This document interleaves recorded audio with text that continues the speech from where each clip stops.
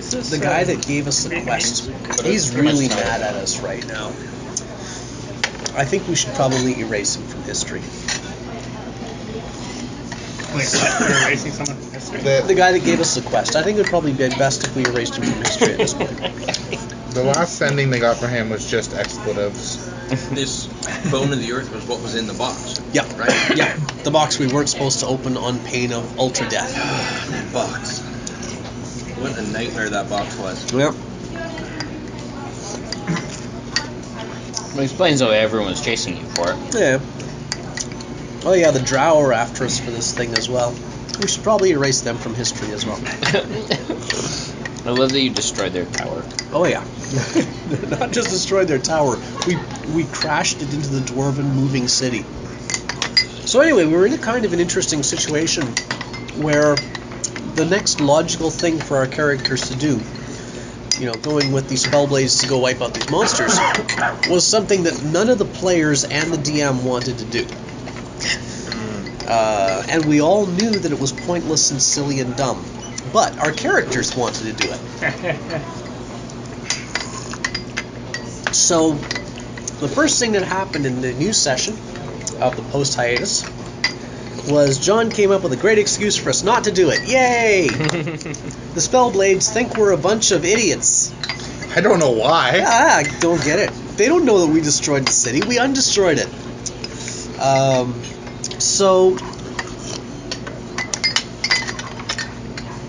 If they ever find out that we destroyed the city and undestroyed it, we're going to demand a fee for undestroying it. So, anyway. So they were like, okay, city, a town of monsters hidden under the city. It's a pretty big deal. We'll go deal with it. We'd rather you didn't mess around in our operation because you're going to probably screw everything up. Yeah, we don't really need adventurers to help us. We got this. Please don't come along. And so we didn't. We're like, yay. The players are all, yay, we don't have to come. And the characters are all like, oh, they don't trust us. Why? Why do they? Anyway. And there was also, they had a message from Soreldia, which was the elf who sent the party to find her family. Yes. The fake elf that was Stacya's alter ego or something that tricked us into this quest with a fake family.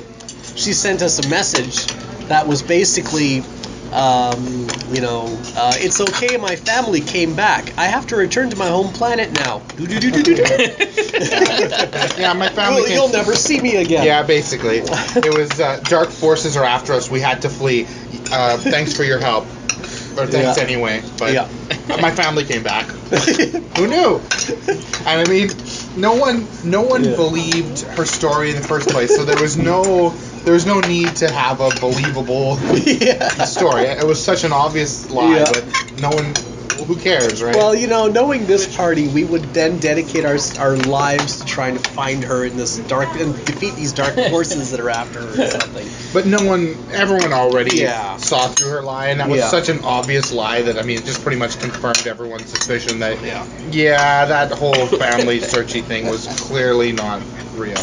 That was all just meant to get you to open the box. Yeah, well, this is the party that has accepted a side quest to return a flagstone to its place of birth. So, a bit of a story behind that. I won't go into it now. It's dumb. But we did that.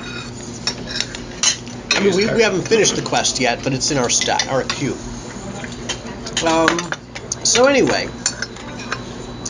Yeah, so all that, fortunately, is now behind us. We don't have to go and save Stacya's fake family, which means we can now find some excuse to go time traveling. Travel back in time to stop you from ever beating her, so you wouldn't waste time trying to save your family? Well, the time travel device or portals are actually somewhat limited. They've got some interesting limitations on them. Thank you. The symbols, the sigils in this temple go backwards and forwards fixed amounts of time. So the ones that go back in time from where we are right now go back in time exactly far enough to bring us to the middle of a zombie apocalypse that happened at a point in the history of this campaign. So if we want to go back in time, we always have to go back in time to the middle of the zombie apocalypse. The nice thing is, because we did this all through world building, these are all like historical events that everyone actually knows about and remembers. And some of us from are world actually building, responsible for it. as opposed to like just random things I made up. Everyone's like, "Oh, zombie apocalypse! I remember that from world building." There's one sigil that goes forward in time. We don't know exactly how far forward in time. Because the first time we went forward in time, it was this dark future where everything was destroyed and horrible, and there was no way to find out how far forward it was.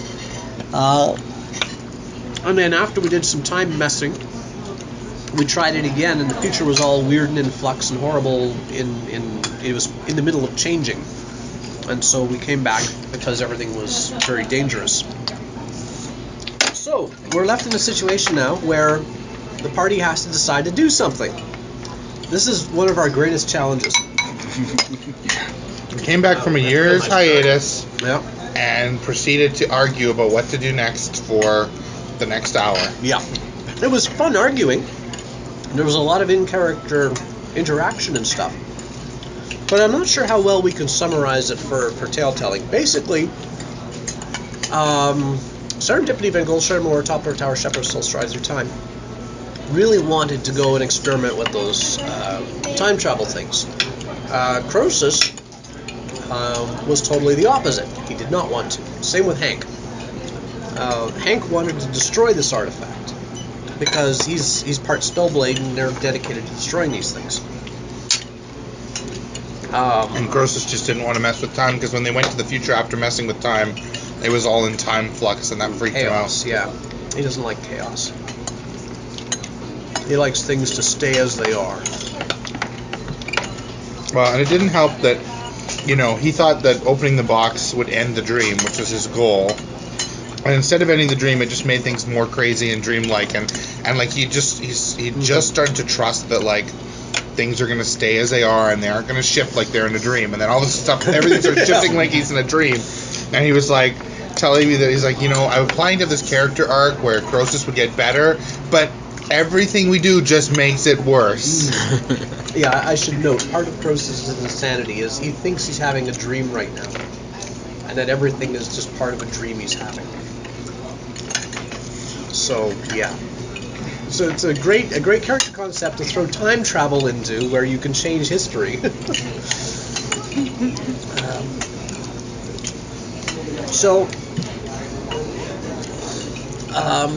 Eventually, and I don't know what Aurora wants. I can't remember what she wanted. I think she just wanted to go and chat with people.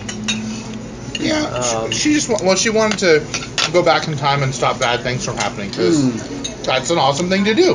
Yeah, set right what once went wrong. To boldly go where no one has gone before. Yeah, something like that. And Cricket wanted to do whatever the party would tell her to do. She thought about wanting something, but chose not to because that would have been wrong. Yes, it would have been wrong to want it. Sometimes she wishes she could wish for things, but she doesn't. So, eventually, after a huge amount of discussion, Serendipity, Van Goldstein, Moore, Toppler, Tower, Shepherd, Still Strides Through Time, makes a stealth check, steals the artifact, and runs off to go and time travel. We notice this and give pursuit. We catch up with her just as she's getting into the sigil. We all do the comical lunge, no, just as she activates, we all get time traveled back. Just as the players all wanted to have happen. Yeah. Funny the players are like, my character will stop you. He walks right into the sigil as you complete it.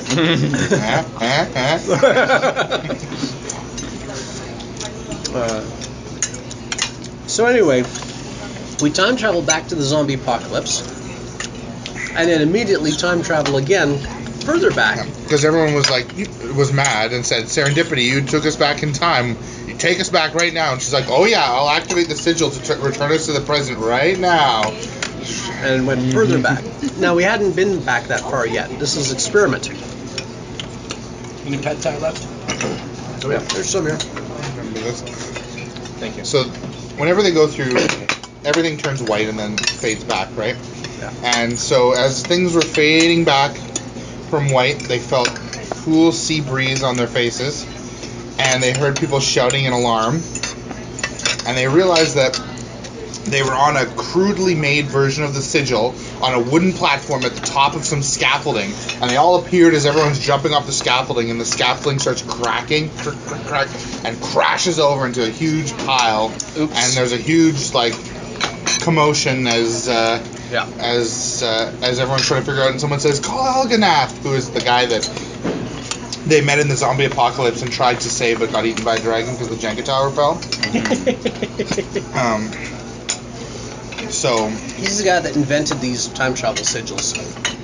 He doesn't make them himself because he's not a wizard. He just imagines them up and then hires some guy to make them. yeah, he has these weird ideas of how they should be, and I'll take some more of that curry, please. so they were a bit concerned about meeting Elganath because they met him in the future. Mm-hmm. So if we tell him anything that he didn't know when we met him, then that'll be Jenga blocks that'll have to be pulled. The one thing that's good about this guy. Well, I thought you had didn't you have the artifacts or the Jenga blocks? The artifact, it excuse me, it lets us time travel at all. Without it, there is no Jenga, right? Without it, the Jenga always falls. Yeah. With it, you have a chance. I mean, even with this ancient artifact of untold power, there's a limit to how much you can tweak the universe's nose before it'll slap you.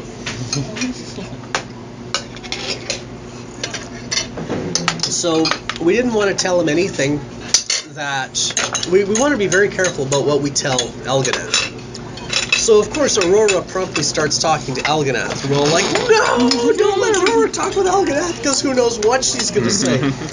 The one advantage is that Elganath is kind of an idiot. Well, he's a savant, right? He has these big ideas, but he's also kind of clueless and not very smart. So he saw that we came out of the sigil that he had made, and he's like, oh, cool, my sigil actually did something. What did it do? You guys, where are you from? Who are you? And so we're having to, on the fly, make up... I don't even know what story we made up. What did we make up? no one ever really gave him a straight answer. Yeah. Everyone else, he talked to everyone, and everyone had their own crazy answer. Yeah. And he was like, thought it was all kind of very interesting. Yeah. Yeah. Croesus told him it was a dream, and he was like, oh yeah, perhaps you're right. Maybe this whole world is just your dream, and the sigil has brought it into reality.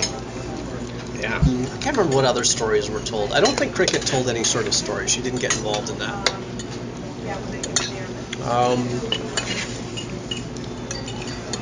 So, after a bunch of really awkward dancing around trying not to tell this guy anything, Aurora slipped away. I think that was how it went. And she was talking to the guy who was like, Elganath was flanked by two people. One guy who was writing everything down, and one guy who was like, seemed like he was kind of in charge. And she went and talked to the guy who was in charge, who tried to seduce her, which was a complete failure. And eventually she was just like, whatever, and walked away. And because she was off with them, the guards were preventing the rest of the party members from leaving because they wanted them to talk and tell them what happened. But she basically got away, and Cricket was with her, right? Yeah. So. Yeah, Cricket had to decide where to go, and Aurora on her own. She needs a chaperone who will obey any order that she is given, but, fortunately, Aurora is one of the ones that is still convinced Cricket is a person and refuses to give her any orders, so it leads to some awkward situations. Cricket has to trick Aurora into giving her orders, essentially. So, I can't remember if it was before or after. I think it must have been before Cricket and Aurora split off. We did find out historically where we were, roughly. And this one took us surprisingly far back in time.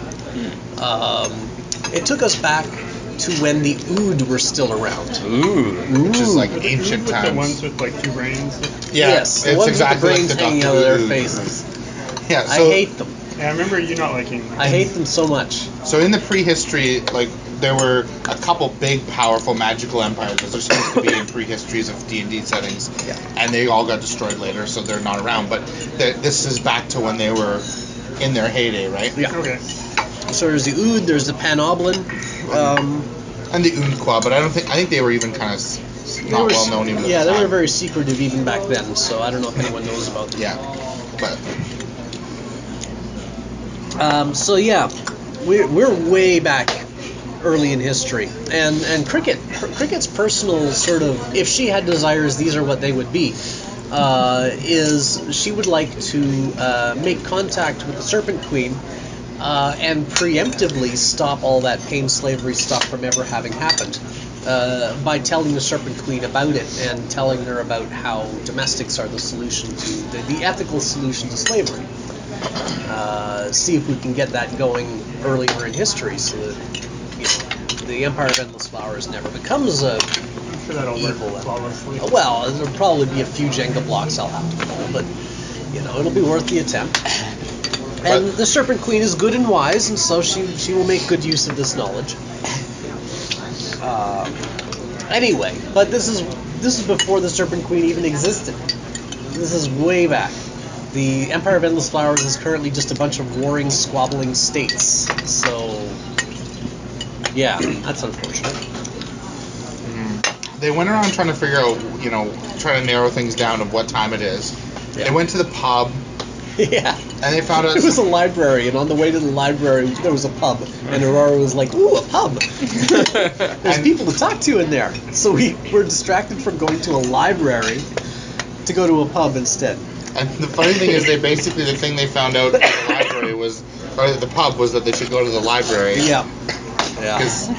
Because they were trying to ask about what's going on, and the big thing that's going on is that someone had heard that at the library they've got one of those new Ood, the latest new Ood M book, the magical books. Yeah. And so they went to the library to check it out, and they have a special section for the magical books, and they've got them all chained to tables. Yeah. And there was the Tome of 1,000 Faces. They had one. They had an encyclopedia. They had a bunch of them that they hadn't seen before. Yeah. A whole bunch of magical books. The thing about Ood books is all of them are linked together magically. So what's written in one is visible in all of them.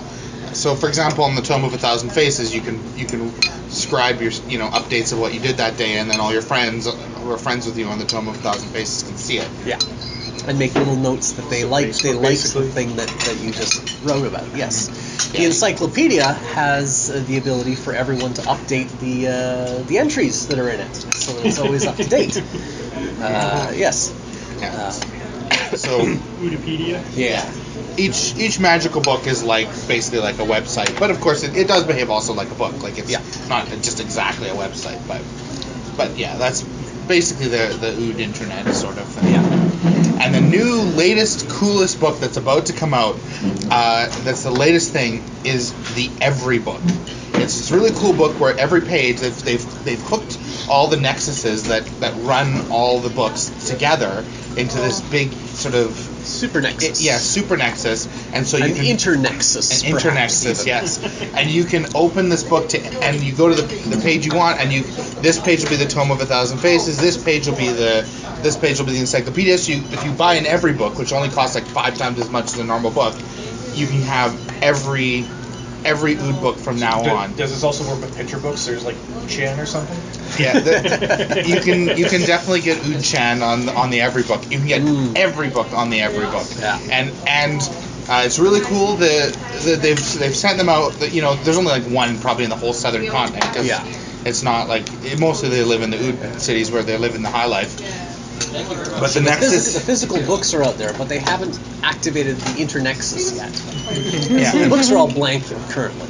Yeah. And that's scheduled to be activated in 9 days. So it's like coming up right away. Yeah. Oh, I know what's coming. Yeah. And this is great because all The of original had arcing problems between most networks. of the players at this point, most of the players are like, oh crap, I know what's gonna happen. Does my character know? Roll. No, they don't.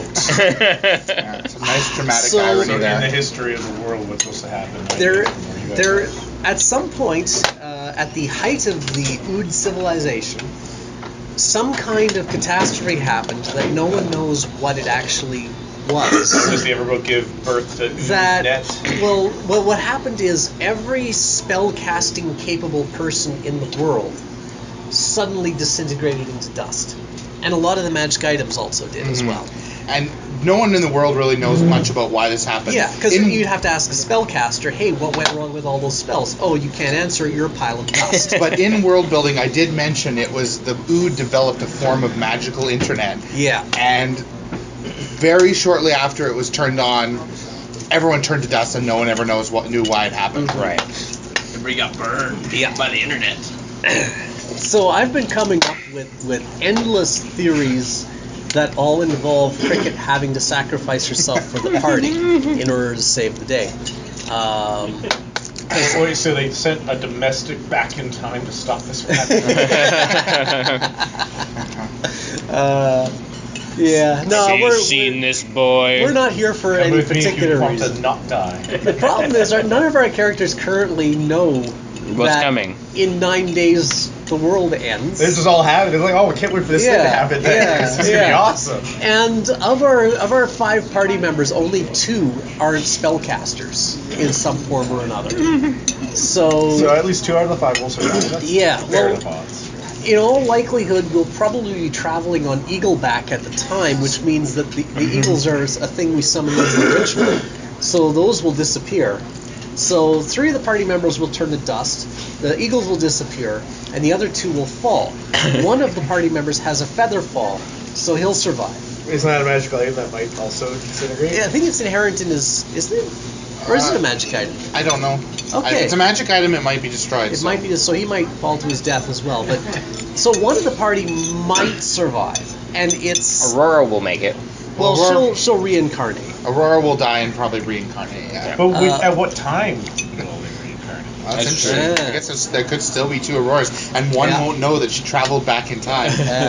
Well, they have vague memories. But they had an easy plan to get out of this problem, and that was just okay. Let's get on the circle Yeah. and get back to the. of course, the scaffolding future. collapsed, so they had to rebuild Yeah, it. yeah. At that point, we cut back to Serendipity has Right. been helping goes Elganath for Tower Shepherds. make the sigil because she remembers it. Oh, sorry. She knows how it works, and so she's like, "Oh, I think you need a line right here," and he's like, "You're right, that's genius." And so she's helping him reconstruct the sigil, and they kind of figure it out all with these chalk lines. And For some reason, reconstructing the sigil is requiring Jenga blocks to be pulled. because Just a few. yeah, well, because she's telling him how to make the sigil. Yeah. But so he's remaking the sigil, and they finally just finished chalking it all out. He says, "Okay, we just need some D." She says D. It's Wizard Power D. It's Powder D. It's a thing that they Right. sell, and then we can finish this up. And the guy behind him, who's been trying to get Elganath's attention the whole time, but he's just like, whatever, I'm busy. That's what I'm trying to tell you. When this fell down, it broke, and the shipment that's coming in this week with the Wizard Powder D, it's not going to be enough. We're going to have to send for a whole new shipment from the Ood lands, and that's going to take months. We're going to be delayed by months by this. Yeah. Thanks. And Well, thankfully you don't have to leave anytime soon, or at least they don't think so. yeah. So their way home is broken. And if we stick around, in 9 days, all those spellcasters will turn to dust. Well, it might not be 9 days. It might be a little bit after that. Yeah. Because of history. Yeah, but we don't know that at all Yeah. currently. So yeah, 9 days is when we start entering the danger zone. So we start. What if you guys recreating it triggers the problem? Well, in the car ride home, there was an awful lot of speculation, and I don't know how much I should tell John because he might get ideas from it. But basically, a bunch of ideas were like, okay, we could try and stop the internexus from being made. Try and stop the Ood from being destroyed. I personally am opposed to that because I hate the Ood and I want them to die. But Why do you want the Ood to die? because they're stupid. They're these squid guys with brains hanging out of their faces. It's dumb. They're dumb. It's a dumb idea. Tell me how you really feel. Anyway, but that's an out-of-character thing. In character, Cricket is a little bit hesitant about saving the Ood because they would be massive rivals to the Empire of Endless Flowers. And she's somewhat concerned about them preventing the Empire from ever rising to prominence. And thus her creation. Well, no, she's not too concerned about that. She just wants the Empire to thrive and be awesome and everything. Such a corporate citizen. But anyway, she's a loyal citizen, or a loyal subject, not a citizen. Yes, she's the subject of the Empire of Endless Flowers. Anyway, she's A loyal object. of her owner. Yeah, loyal property. a big problem is, It's like you if know, my toaster really wanted to see me succeed. trying to stop that internexus from being turned on in 9 days. It's at the other end of the world from us. It's in a civilization we know nothing about. It's super advanced. We're not. You know, it'd be a huge challenge. It'd be really tricky. So other things we were considering is, okay, how do we survive through a catastrophe like that? And that would be also really, really tough because, historically speaking, basically every spellcaster got caught by this, even the really good ones that had lots of protections against this sort of thing. Yeah, there were essentially no exceptions. Yeah. There's one exception, and it basically messed them up real bad. Yeah. Corblund? No, the obelisk. Oh, The obelisk. Yeah. Yeah. It was a magical artifact, essentially. Yeah, and that's actually part of it too. Is that not every magic item got destroyed. So that exception only kind of came about because he was sort of half magic item. Yeah. And also, it was a reality warper too, so it was able to. That's true. He warped reality. Yes, he tried to make it so that within the area that he was in, that wasn't happening, and partially succeeded. Anyway, so yeah, surviving through it be really tough. I did come up with an idea that it would allow Cricket to sacrifice her life for the party, and that would be awesome, but I don't know if it would work. I just learned a ritual called Primal Prison, which allows you to put a creature into suspended animation, essentially. But I think it would have to be cast from the outside, so Cricket would have to stay out. Right. That. But that was the whole plan, to duplicate Crickets. Yeah, I learned that ritual so that we could run off time duplicates of Cricket, and so the party could have multiple copies of Cricket. It would be very profitable if we could manage that, because she's worth a lot. High quality toast. Yeah, bang off a couple copies of Cricket, sell most of them.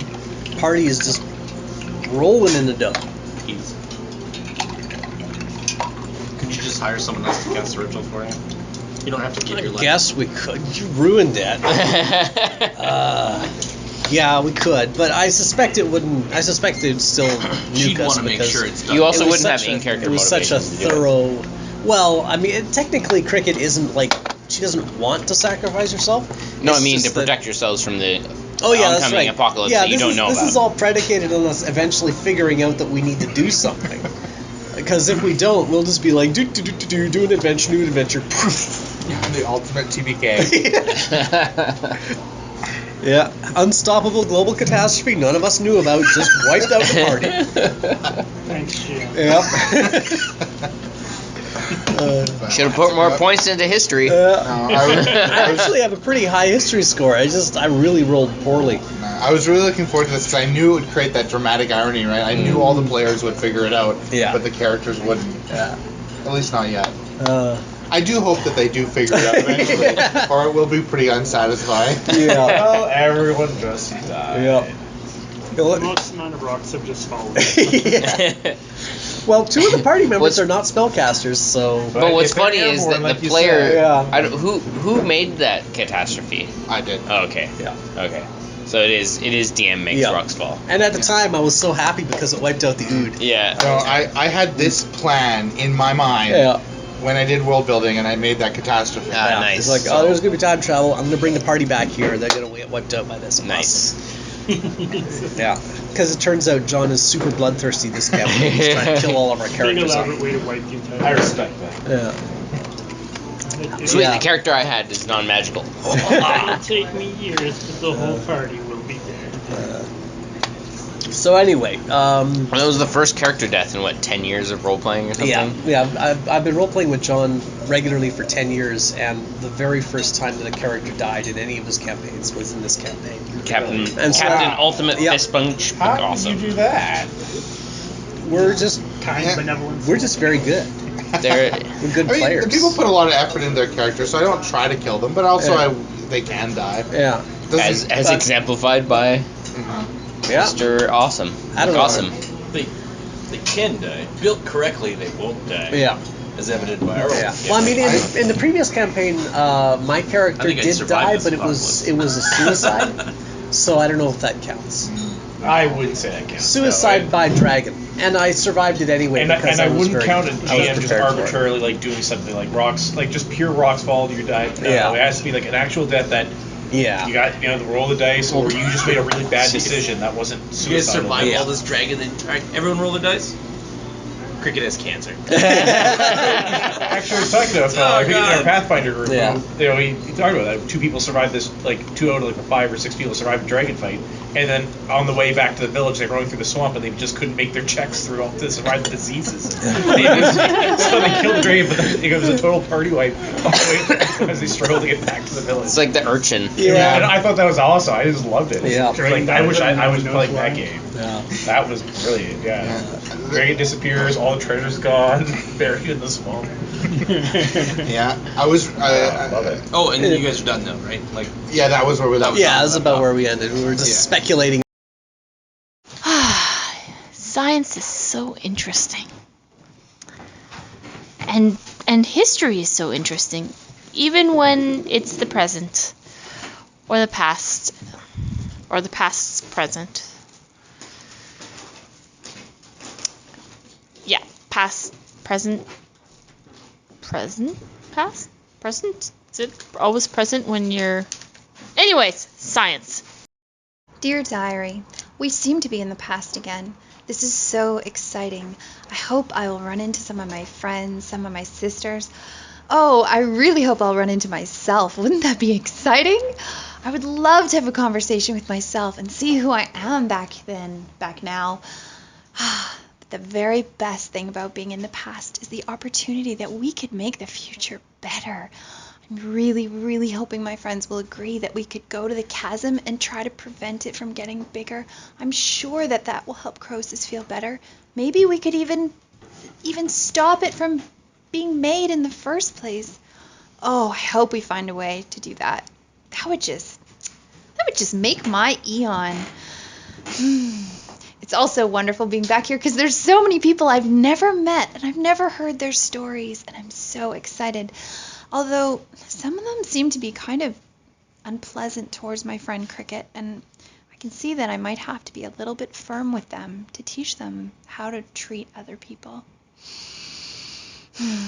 Well, sometimes, as I recall, Aderon used to say, Aurora, you need to stand up for your friends and stand up for what's right, and sometimes you need to use a firm voice. So I'm going to try that. I'm going to try to use a firm voice sometimes and see if I can help Cricket realize that she's a person. It's just so hard. This is it.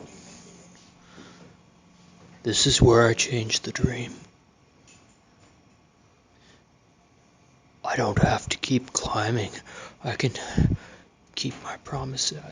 I don't care that it's not real. I can stop it. I can stop it all. I have to get to the Grey Wall. I have to tell them. We're stuck here for 3 months. We're doomed. The world is gonna die. And it's all our fault. Well, see ya.